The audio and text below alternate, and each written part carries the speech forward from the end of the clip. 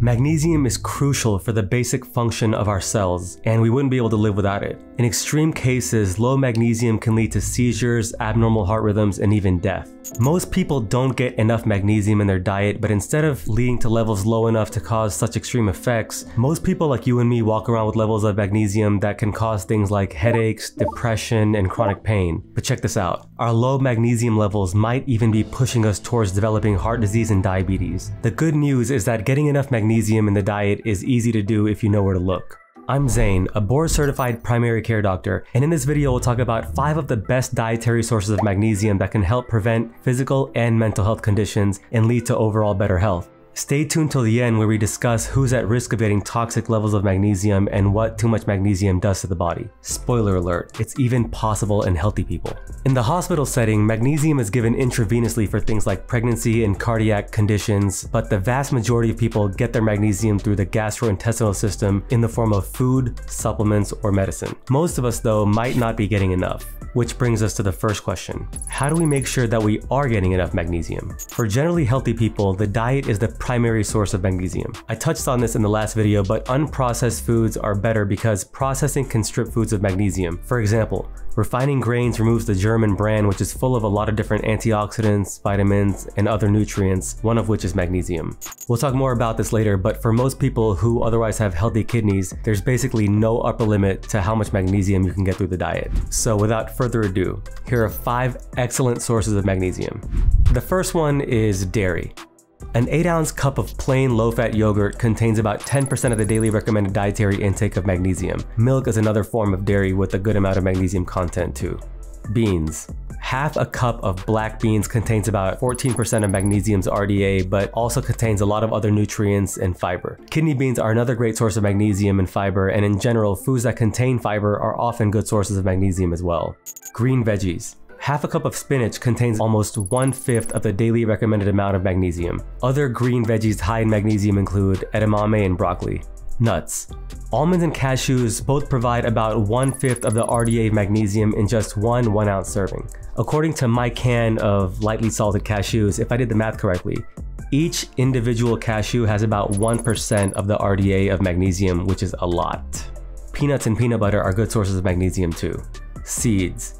And number 1 on the list of foods with high magnesium is pumpkin seeds. Just 1 ounce of pumpkin seeds contains over 1/3 of the RDA of magnesium. Keeping with the trend of high fiber and high magnesium, pumpkin seeds as well as chia seeds are both super high in magnesium and great sources of fiber. Here are all the foods on one list with their percentage recommended dietary allowance.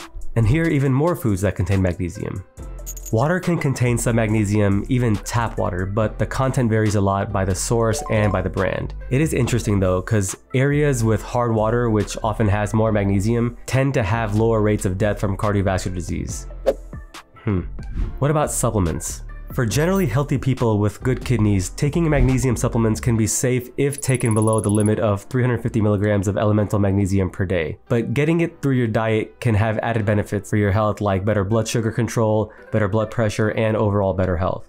The 2020 to 2025 dietary guidelines for Americans says that because foods provide an array of nutrients and other components that have benefits for health, nutritional needs should be met primarily through foods. In some cases, fortified foods and dietary supplements are useful when it is not possible otherwise to meet needs for 1 or more nutrients, for example, during specific life stages such as pregnancy. If you know me, you know I love talking about the DASH diet, and like I mentioned in a few of my other videos, it's been shown to help people live longer, so that's a good place to start to get enough magnesium and other critical nutrients that your body needs all in one place. Prior to starting a supplement, it's important to consider talking to a healthcare provider, especially for people with chronic medical conditions. As we'll talk about in a second, magnesium toxicity is possible, and a common cause is taking excess magnesium on top of what's in the diet. Not only that, different formulations of magnesium supplements affect the body differently, and some are more prone than others to cause toxicity or side effects like diarrhea. Magnesium citrate, for example, has a higher bioavailability, which means it absorbs into the circulation more easily than something like magnesium oxide, but both can cause diarrhea, and magnesium citrate is in fact a treatment for constipation. Like magnesium citrate, magnesium glycinate, and these others absorb more easily.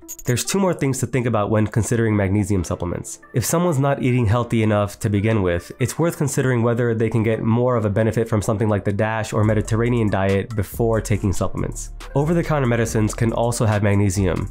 Actually, a lot of magnesium. So people may actually be getting a lot already. But this brings us to our next question. How much is too much? Who's prone to magnesium toxicity?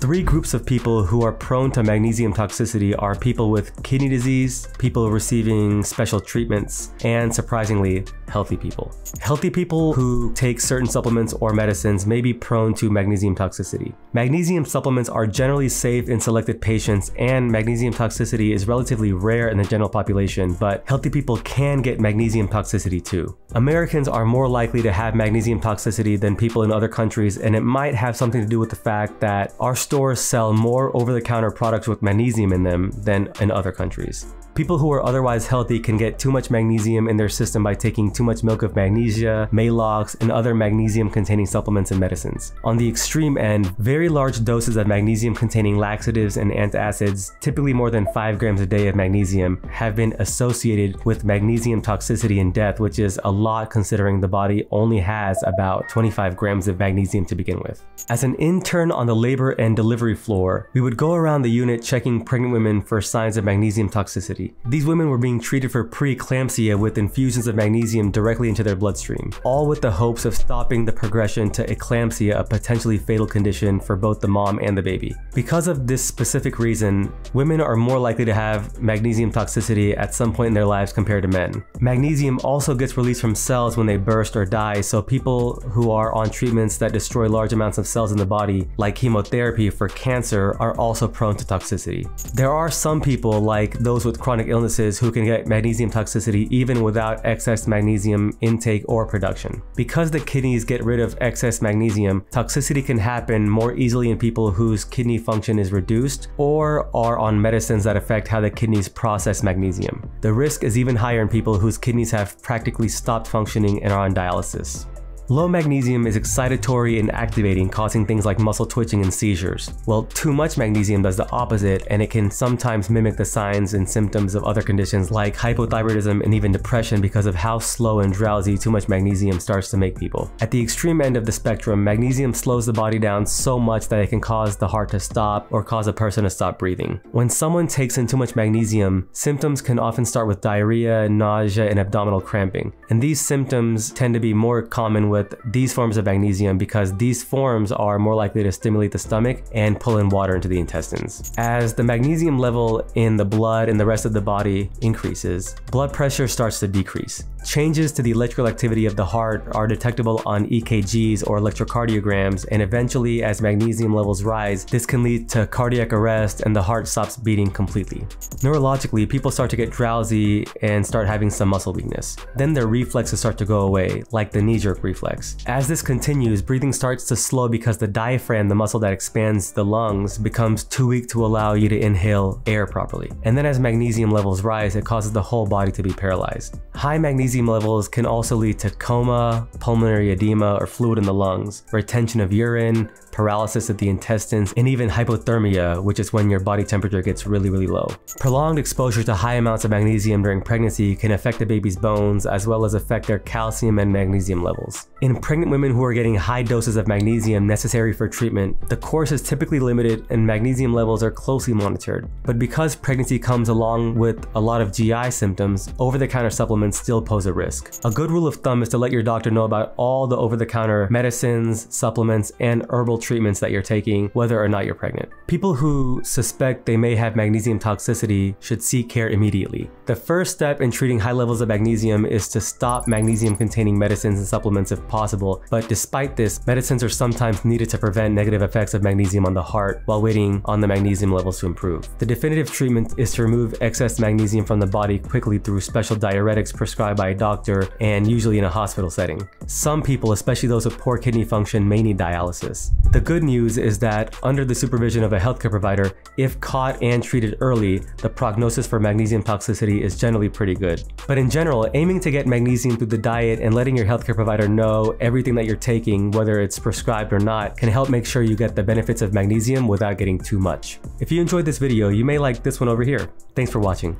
Peace, and see you in the next one.